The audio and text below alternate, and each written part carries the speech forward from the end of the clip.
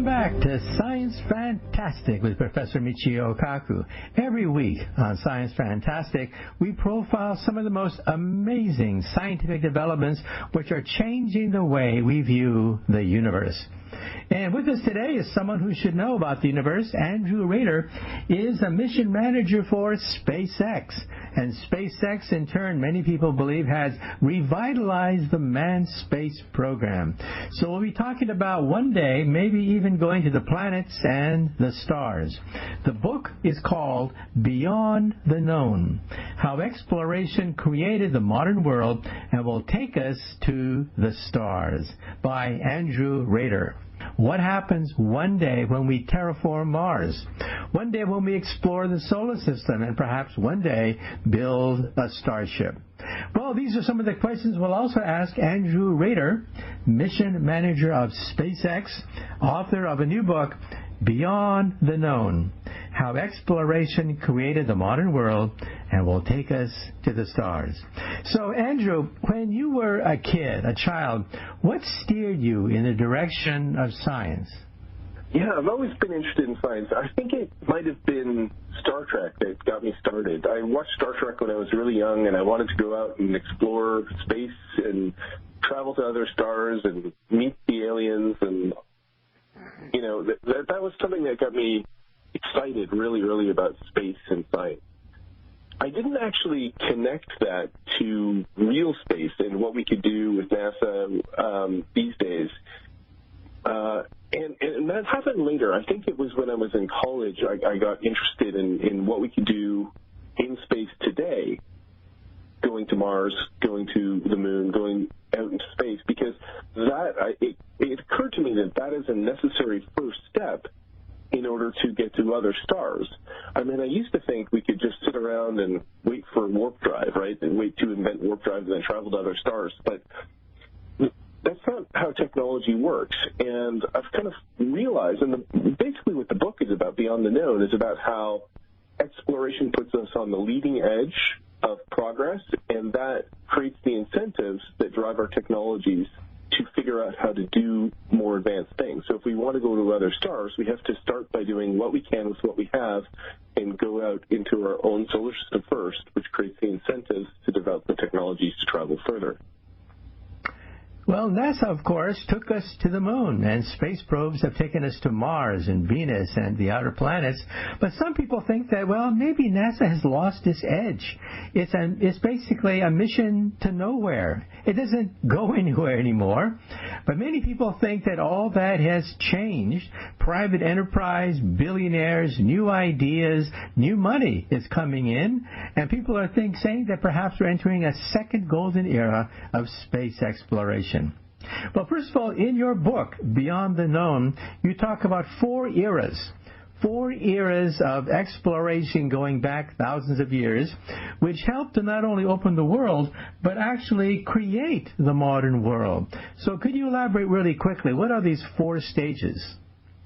Yeah, so the expansion of humanity onto our own planet really happened in three separate waves. The first wave was the humans leaving Africa. So that we all started out together. We were species that evolved in a small corner of Africa.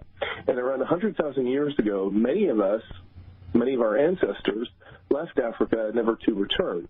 And they spread it across the entire world, except for a few islands out at sea and Antarctica. But everywhere else, humans already were present. When Europeans went out to explore the world, they found that there were already people living almost everywhere. So the first wave of exploration is sort of the human diaspora out of Africa. And this is the first part. It goes up to the end of the classical world, when the world was really well connected. In ancient times, Earth was connected. The Romans went to India regularly. Some Romans ventured as far as China. Chinese had expeditions to Rome. The Chinese explored the Indian Ocean. So the world was really well connected in ancient times, but then we forgot. We lost a lot of that knowledge. And the rediscovery of the world with the age of exploration was actually the second wave. So it was when people went out into the world and realized that they'd been this ancient connection, but they had lost all this knowledge. And so they were, like, for example, there was a 2,000-year-old travel guide of the Indian Ocean that was written by the Greeks and Romans. It described cities down the African coast as far as Madagascar. When the Portuguese arrived into the Indian Ocean, they knew none of this, but they ended up following a lot of the same advice. So they would meet the locals, and they actually were shown the way to India by some local sailors. But they didn't know any of this, and it was all just a rediscovery of what was already known. Apart, of course, from the Americas, which were then connected into this global system. So exploration, people going out into the world, really connected the world into this global system that we have today. Isn't there also a cautionary lesson that if you essentially shut yourself off from the rest of the world, then you go backwards and fall behind? China in the 1400s had a huge fleet of ships that went around much of the known world, and it was the greatest fleet in the history of humanity, in fact, launched from China. But afterwards, the emperor pretty much lost interest, and he burned the boats. And China basically went backwards, inward, for the next 400 years.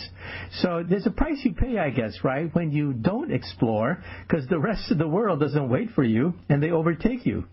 What are your thoughts? That's right. Yeah, absolutely. And I think this exploration is really important for a number of reasons. And one of the most important is what you hit at, which is just this dynamicism. You have to keep embracing new ideas and learning things, because you're right. Basically what happened was China decided not to explore.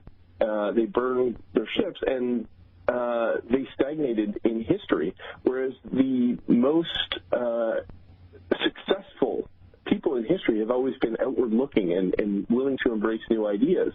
Rome is a good example of that, and what they did was they pretty much just copied everyone's technology. So they didn't know how to build ships, so they were fighting the Carthaginians, and the Carthaginian ship washed up on a shore, and they basically reverse-engineered it, figured out how to build it, and then built a fleet of them.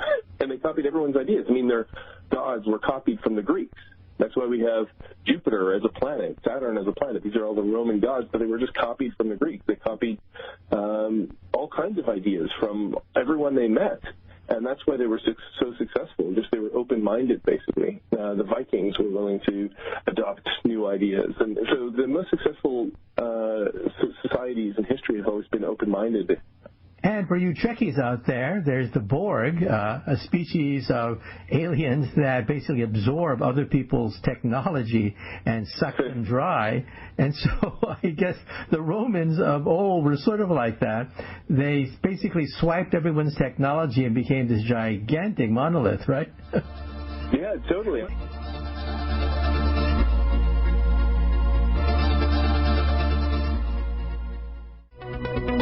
Welcome back to Science Fantastic with Professor Michio Kaku. Today we're talking about boldly going where no one has gone before. We're talking about reaching for the stars with Andrew Rader, who you should know because he's a mission manager for SpaceX. And many people think that SpaceX almost single-handedly has helped to revise and rejuvenate interest in the manned space program.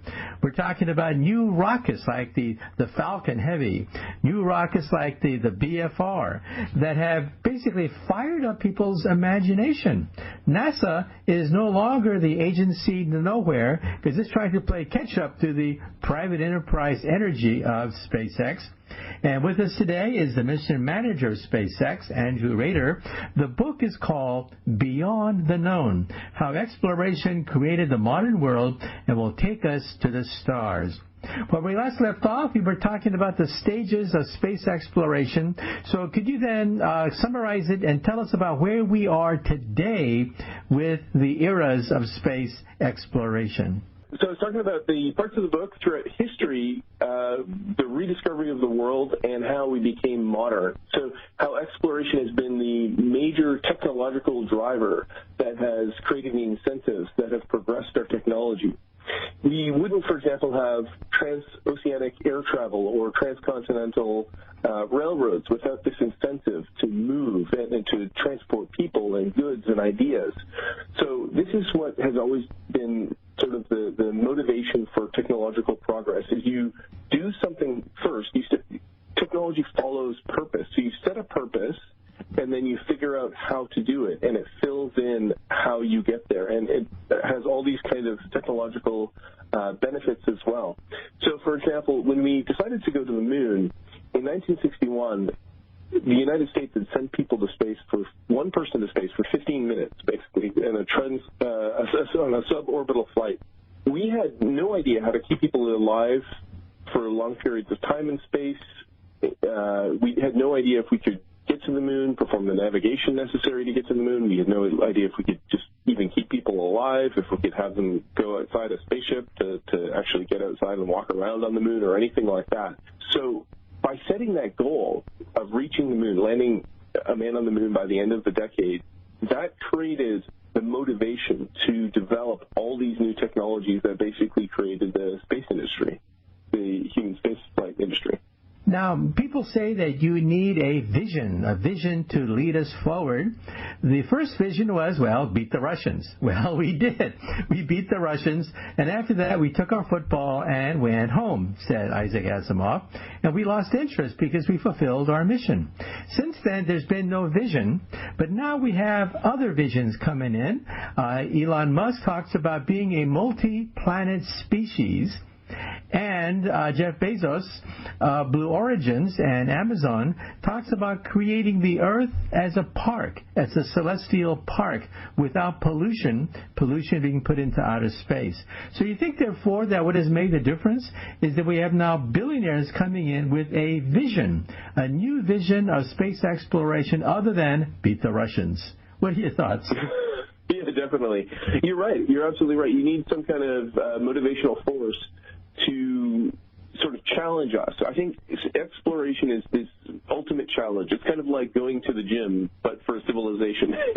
You challenge yourself to do something difficult, and by doing that, you spur all kinds of innovation, and you have all kinds of benefits, and it even stimulates children to go to school and study math and science, and kind of they want to be a part of this. It's kind of a human adventure.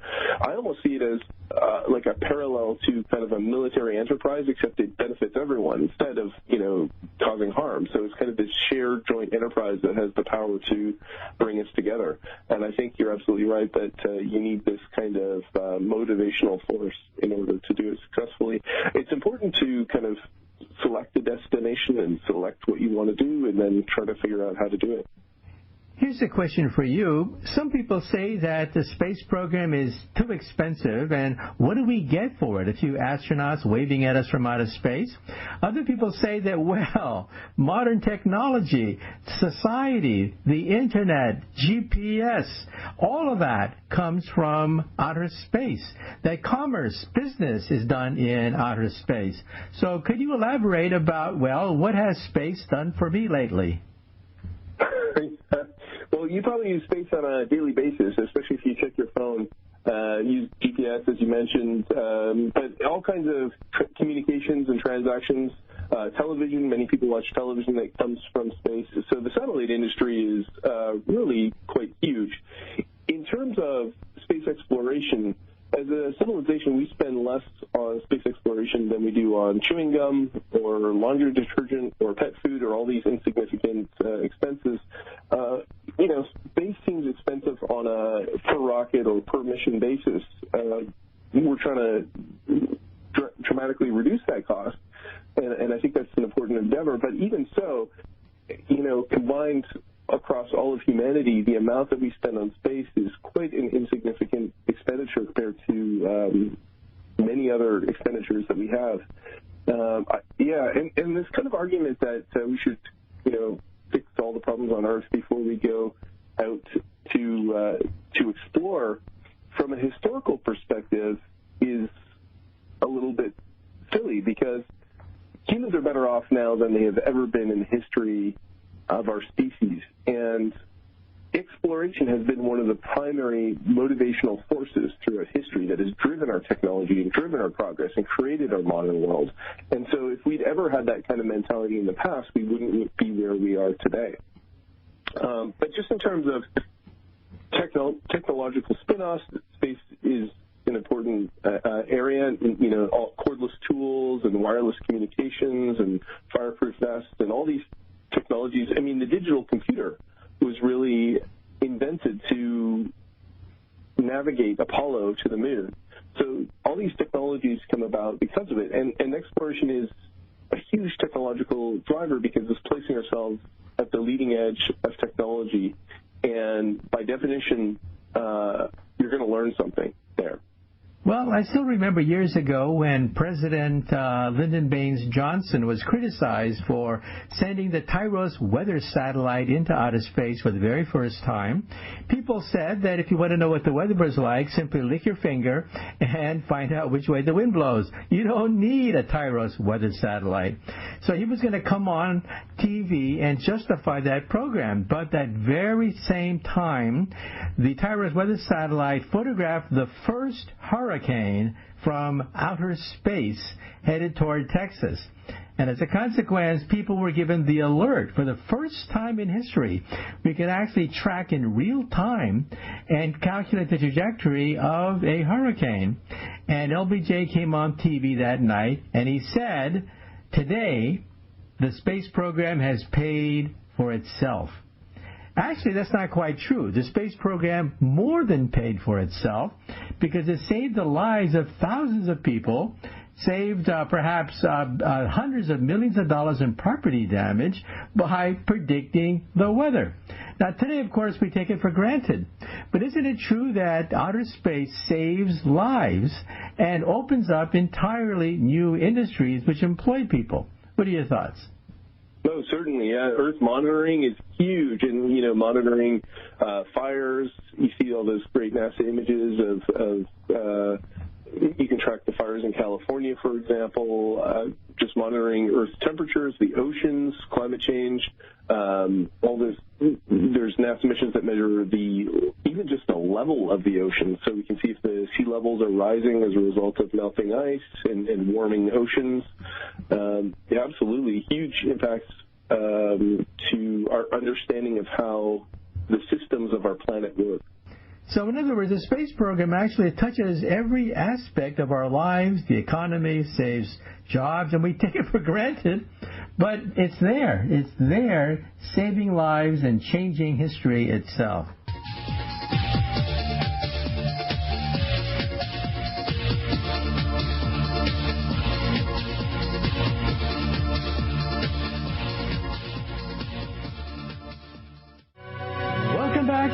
Science Fantastic with Professor Michio Kaku. Once again, we have on the line Andrew Rader, Mission Manager for SpaceX. The book is called Beyond the Known, How Exploration Created the Modern World and Will Take Us to the Stars. So let's talk about that for a moment. Many people watch Star Wars or Star Trek and think that you just hop into a warp drive ship and off you go to the nearest stars.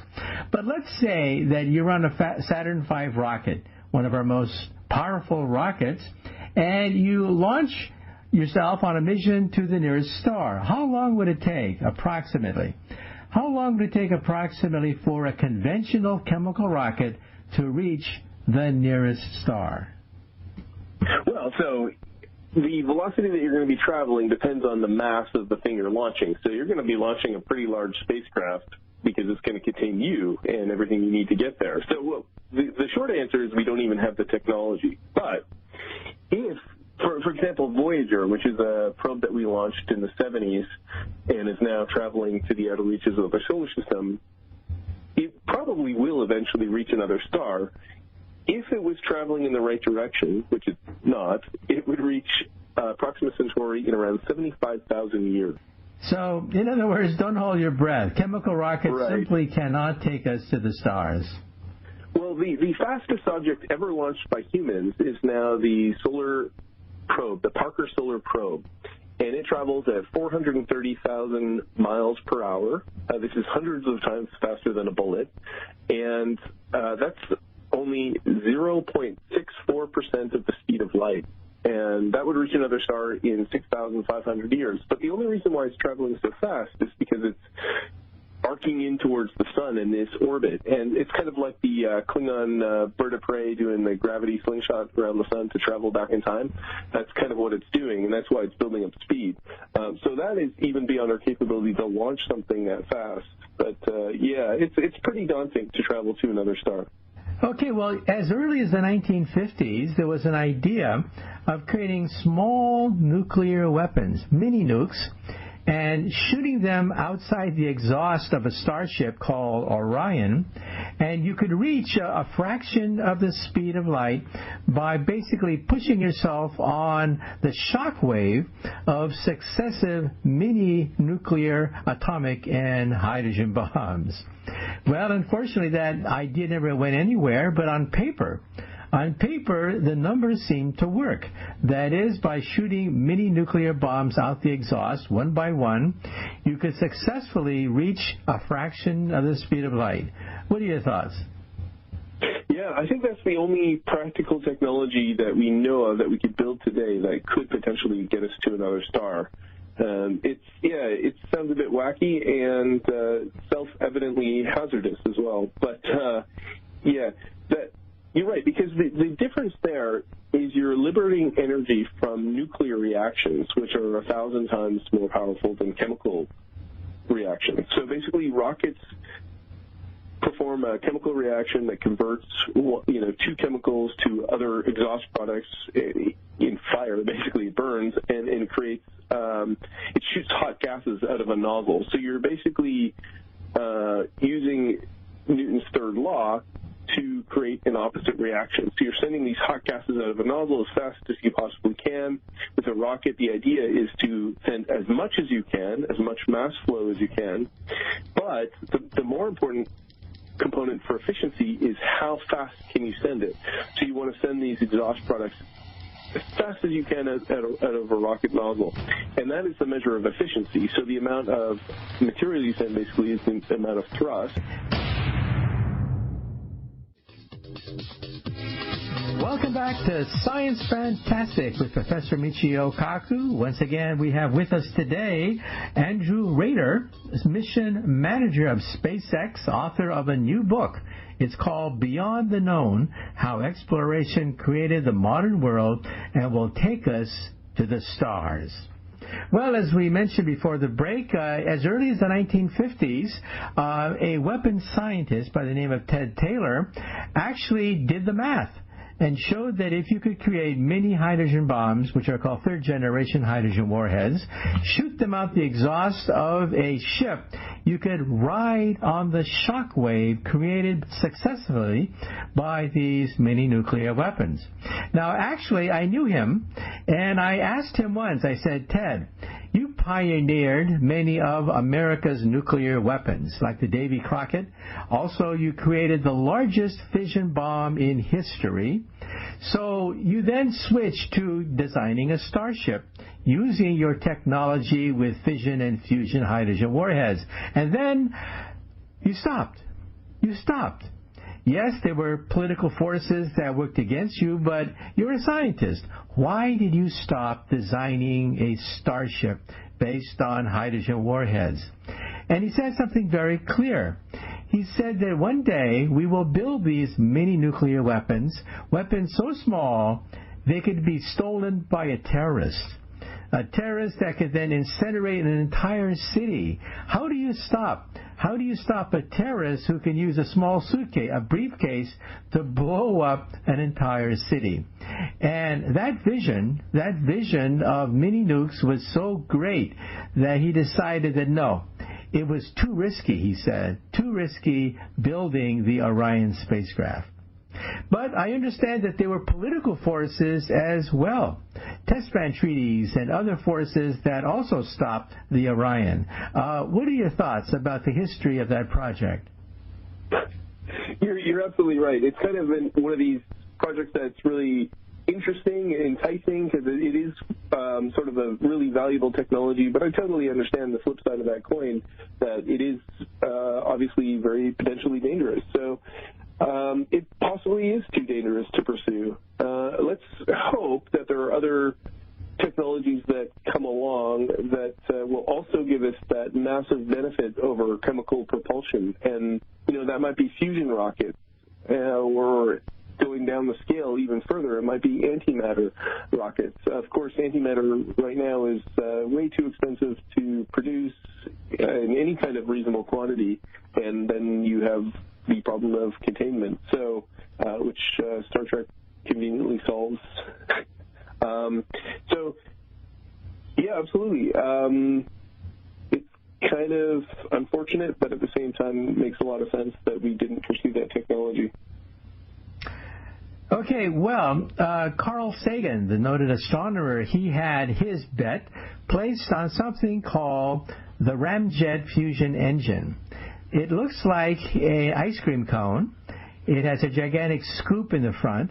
It scoops up ordinary interstellar hydrogen, which is in outer space, of course, and then burns it in a fusion engine. And then hydrogen turns into helium, releasing vast amounts of energy. And in principle, it could run forever because it basically scoops up hydrogen gas, which is everywhere in the universe. And you could reach a fraction of the speed of light with the Ramjet fusion engine. So what are your thoughts about this? It's sort of like a perpetual motion machine that derives energy from empty space. What are your thoughts? Yeah, it's unclear if there's enough hydrogen in deep space to enable it to sustain a fusion reaction. So the idea is sound, but it relies on, relatively large quantities of hydrogen, which it's not clear that there is. The other thing is you'd have to overcome the solar pressure of any star you were traveling towards. So you're not going to get necessarily a large amount of thrust, but because it's in space and there's no drag, you're going to keep going basically. But it's sort of unclear if the physics of it really work. I think it's a good idea. The other thing is, even with any interstellar travel, you've got to find a way to deflect these small particles even in interstellar space.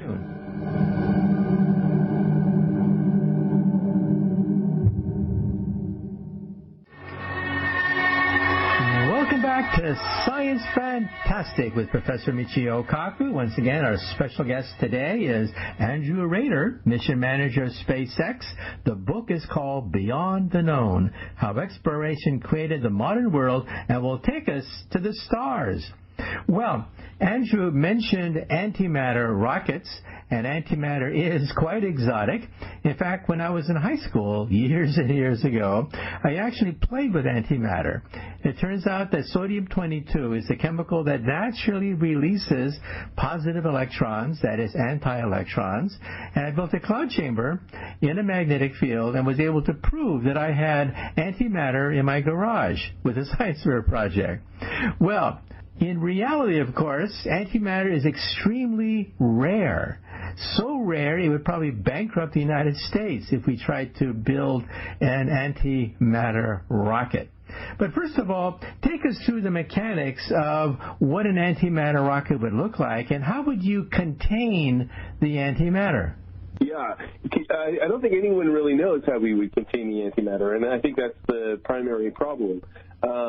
Because antimatter, obviously, you have to isolate it from everything else, because everything else is regular matter, and it would annihilate to destruction explosively. So obviously you would have to figure out how to contain the antimatter first before you would even embark on such an endeavor. But I think that the primary idea would be that antimatter would be used as a source of power to power some kind of reaction that would probably propel exhaust. So there's different kinds of, it would be similar to a fusion rocket in a sense, but much more powerful source of energy. So we actually developed technologies for nuclear rockets back in the 1960s, 50s, 60s, I think early 70s maybe as well. Nerva was one of the nuclear rockets. And kind of how they worked was it was like a nuclear reactor that just powers a reaction that heats up exhaust. So it's kind of like a chemical rocket in a sense, because you're just shooting exhaust out of a rocket nozzle, but the nuclear reaction is heating up and driving the pump that expels the exhaust at high velocity. So it's kind of like a version of of that. And I think an antimatter could be designed in a similar way. I think there's also a way to get the antimatter exhaust to actually power the rocket directly. And actually, by the way, that sort of using the antimatter as a power source is exactly how starships work on Star Trek. So the Enterprise is powered by antimatter, but the antimatter doesn't actually provide a propulsive force. It just drives the warp drive. So it powers the ship, which then the warp drive creates the warp bubble. And I think that the antimatter is sort of channeled through the dilithium to make it, I don't know, usable in some way. It's not really explained, I think. So, yeah. So we don't really know the answer to that. We just kind of know it's a really powerful source of energy. Okay, well, now let's talk about warp drive, which you mentioned. Stephen Hawking, a colleague of mine who recently passed away, actually said that a wormhole might be physically possible. But, of course, to build one in your backyard is beyond our capability. But, yeah, warp drive may actually be compatible with both the quantum theory and Einstein's theory of general relativity. So explain to us, what is warp drive, what is a wormhole, and can you build a machine on this principle? Warp drive. So I guess the closest thing to a working theoretical model of a warp drive was proposed in 1994 by the Mexican physicist Miguel Alcubierre, and it's basically producing an energy density field lower than a vacuum. And you would basically create this bubble around your ship, and it would unfortunately need negative energy or negative matter, and we don't, which are not the same as antimatter. That's different, but we're not actually sure if negative matter exists or if negative energy exists. It's kind of like taking the laws of physics and turning them on their head and saying we would need to do the opposite of that. So unclear. The other thing is, so with the wormhole, I guess that would be a break in the space-time continuum that you could somehow travel through, create a portal, possibly at a black hole, and then you could use that to somehow jump to some other place in possibly a different universe, or possibly our universe. So these things are interesting ideas that may someday enable travel faster than light, but it's a really different understanding how something works at a theoretical level to building a practical transportation system. So I would say that these are in the someday maybe, someday never category. I really don't think that these are kind of near-term technologies on the horizon, which is why I think I would put a lot of more kind of credibility into an idea of like a fusion rocket or something like that in the future, or somehow being able to travel across interstellar space on an asteroid or comet or something like that. Okay, well, I once asked Miguel Alcubierre of the Alcubierre Drive what he thought of his own creation. And he told me that, well, in principle, the warp bubble will, according to Einstein's equations, hurl a ship faster than the speed of light. However, there are problems, as you mentioned. One problem is that the inside control panel is disconnected from the outside universe, and so you cannot steer it. It'd be very difficult to steer your warp bubble if the warp bubble has physically disconnected from the space-time of everybody else. And as you mentioned, you need a lot of positive energy and negative energy to drive the thing. So much negative energy that we don't even know how to harness it. Well, unfortunately, we have run out of time. So once again, Andrew, thank you so much for being on Science Fantastic. Thank you very much.